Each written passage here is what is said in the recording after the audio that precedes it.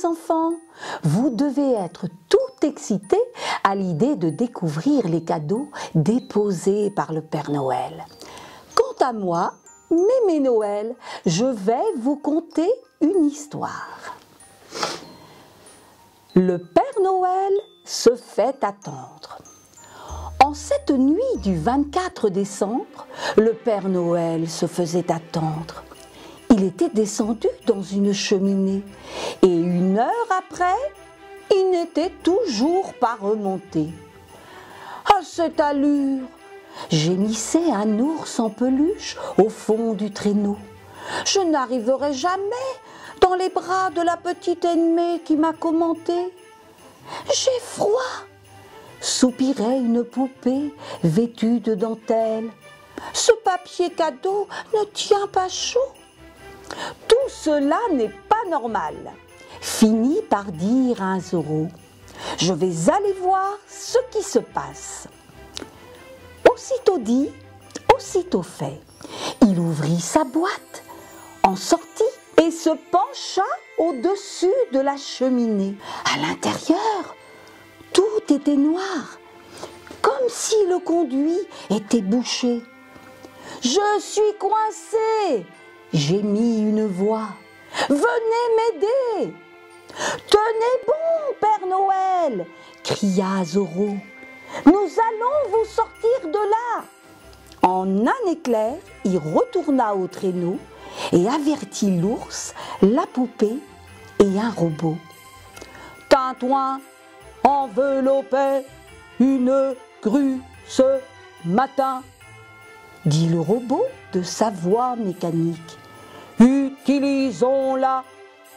Les jouets sortirent l'engin du carton, crochetèrent la corde à la veste du Père Noël et appuyèrent sur le bouton.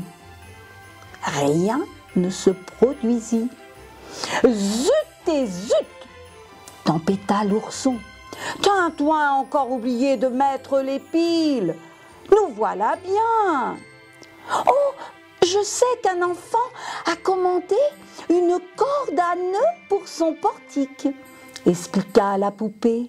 « On pourrait s'en servir. » Aussitôt, le prisonnier saisit un bout de la corde et Zorro appela d'autres jouets à la rescousse. Un troupeau de peluches, une brigade de pompiers et une armée de petits soldats se mirent à tirer.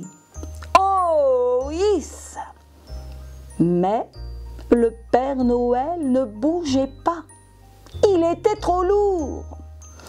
« C'est incroyable !» haleta le chef des pompiers.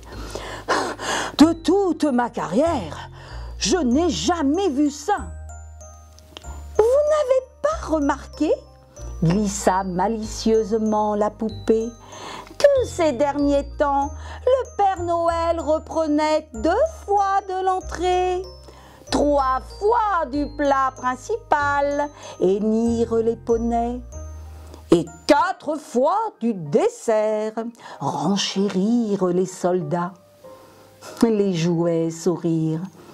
La gourmandise était le péché mignon du Père Noël.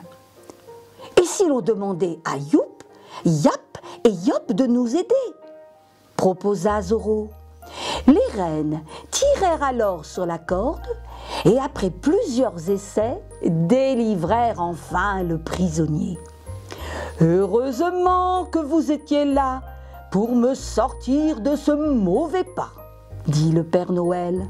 « Je vous promets de ne jamais plus m'engager dans des cheminées aussi peu évasées. »« Père Noël !» gémit une poupée coquette nommée Élodie. « Vous êtes couvert de suie. Regardez dans quel état sont vos bottes. » Le Père Noël baissa les yeux. « Nom d'un paquet de biscottes, je ne peux pas voir mes bottes. Elles sont dissimulées par mon ventre bombé. »« Dis-moi, Élodie, ajouta-t-il malicieusement, N'aurais-je pas grossi?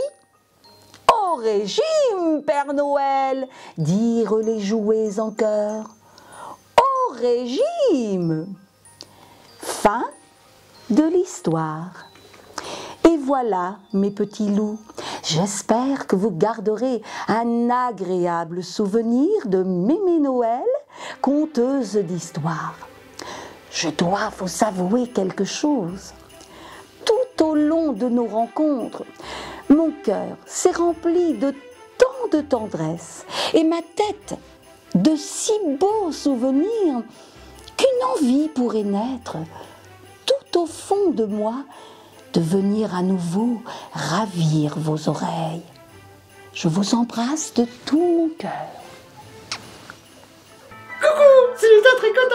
Si tu as aimé les contes de Mémé Noël, n'hésite pas à mettre un petit pouce sous la vidéo et parle-en à tous tes amis.